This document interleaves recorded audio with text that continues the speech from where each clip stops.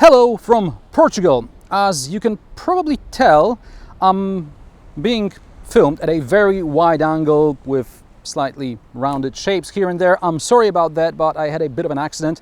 My tripod fell and I broke my camera yet again. So anyway, I hope you'll forgive me for reviewing this new X3 with a GoPro. I'm sorry. Back to our scheduled programming. Everyone would like to be an author of some innovative concept. Since someone invented an SUV long time ago, in 1999 BMW invented the SAV, Sports Activity Vehicle. First was the X5, and in 2003 X3 debuted. 14 years later, BMW is launching the third generation of its compact crossover. So what's the new X3 like? Let's find out.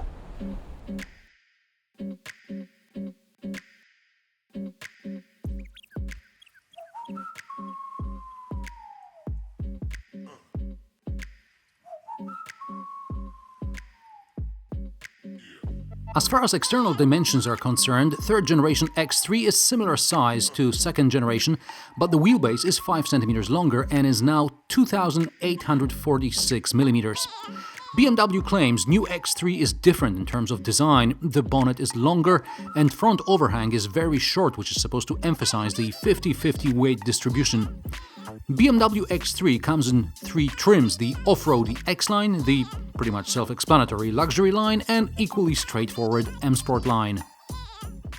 In the front, the new X3 gets an even bigger, more prominent kidney grille with flaps, which close and help aerodynamics apparently, and something that caught my attention: hexagonal LED day running lights. We'll see the hexagonal motif in another place as well. Rear lights can be optionally spec'd in LED technology. Rear spoiler visually extends the falling roofline. Double exhaust has round or oval tips depending on the trim. The 550-liter boot has flat loading lip. Back seats split 40-20-40 as standard. You can fold the back seats with a handle in the boot. With rear seats folded, boot volume grows to 1,600 liters. Boot cover can be stowed under the boot floor. There are hooks for your shopping and rails to secure luggage. In the back, legroom and headroom is generous, but there is a large tunnel running through the middle. There is also only one 12-volt socket and no USB ports. Front doors bear the X sign here. It's concealed most of the time, but it's there. If you have an X-Line trim, you will have the X repeated down here, but this one has an M badge down there at the bottom of the center console. And remember the hexagonal day running lights? Well, the AC panel and the radio panel and the AC vents, they are also enclosed in a sort of hexagonal pattern here. Pretty cool. X3 features the new generation iDrive infotainment system we know from 7 and 5 series. There is a touchscreen and gesture control, which I still think is a bit of a gimmick, not for people who like to talk with their hands. Another carryover from the 7 and 5 series is the feature phone size key, which lets you remotely check your car's range or precondition the car. Remote parking feature is not in the cards though, says BMW. Speaking of parking, in some markets BMW also provides information about parking spaces, and thanks to Park Now you can reserve and pay for parking spots. Glove box and storage under the armrest are average. There is a USB port under the armrest. Another one is located next to the induction charger in a cubby at the bottom of the center console. Unfortunately, access to this cubby is difficult if you have drinks in your cup holders.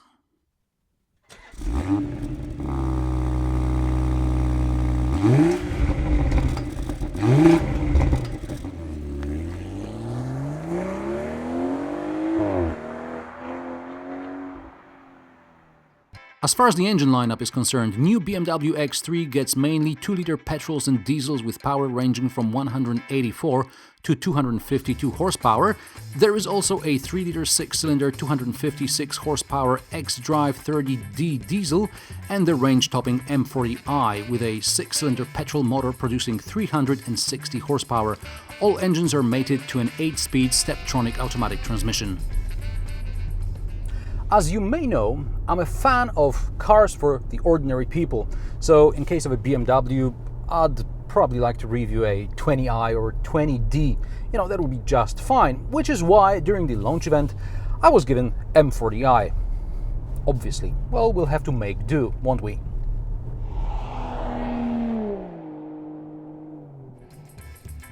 .500 Nm of torque is available between 1,520 and 4,800 revs.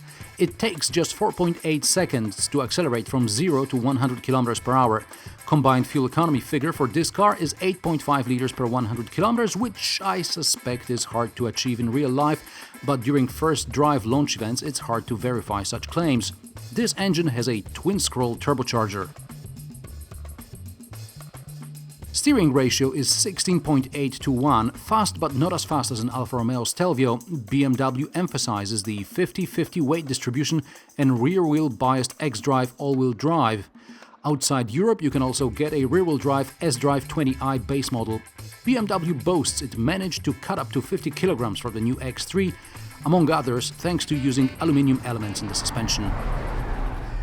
Should you want to drive your BMW up a curb or maybe across a puddle, X3 has 204mm ground clearance.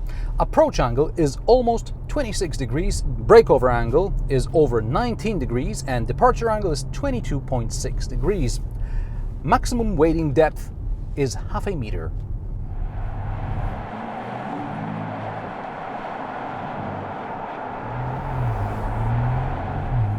So how is the new BMW X3 to drive? Well, I think it's actually a car for the ordinary people, even if it's an M40i. Yes, if you need to, you can push it and it will go like stink. But on a twisty road like this, even in sports mode, when it sounds pretty good as well, even in sports mode, it's still relatively soft. It's not as quick, the steering is not as quick as in a Alfa Romeo Stelvio, for example. It's no Porsche Cayenne, no Porsche Macan. It's still a car you can use every day, and if you want to have a bit more power, then yeah, drive it like a lunatic for a bit and then slow down. The suspension soaks up bumps really nicely. It's really set for comfort, so even if you're in sports mode, it's still relatively soft and forgiving. The brakes. The brakes. Right now I'm going uphill, but let me try the brakes. The brakes are good, but the car really dives.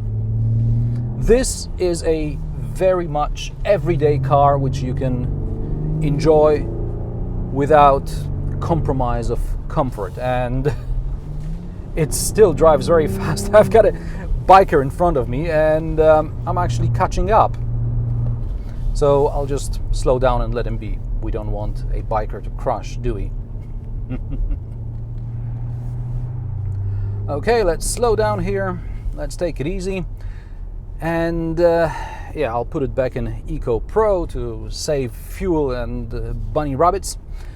Anyway, as this is 2017, no car can go by without connectivity and intelligent driver aids and stuff like that. BMW promises cloud services as well as pairing with devices based on iOS and Android, and you can even have Alexa precondition the car while you're still at home.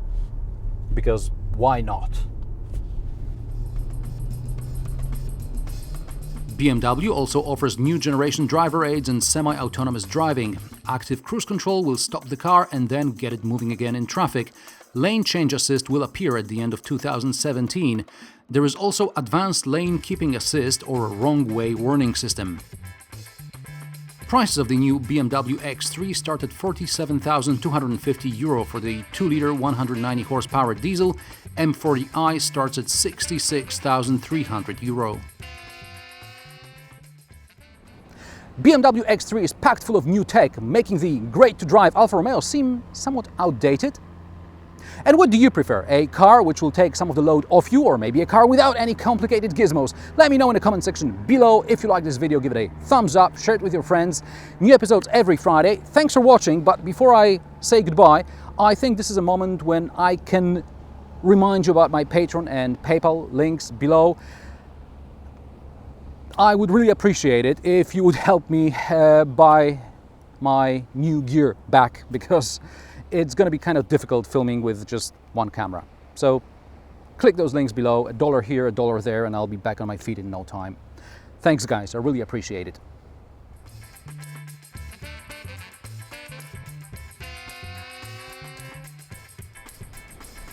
Każdy chciałby być autorem jakiejś innowacyjnej koncepcji, ponieważ ktoś wcześniej wymyślił już SUV-a.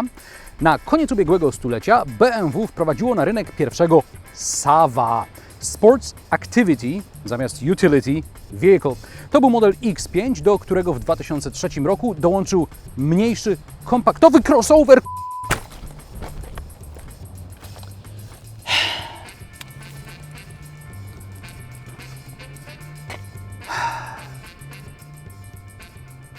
No dobra.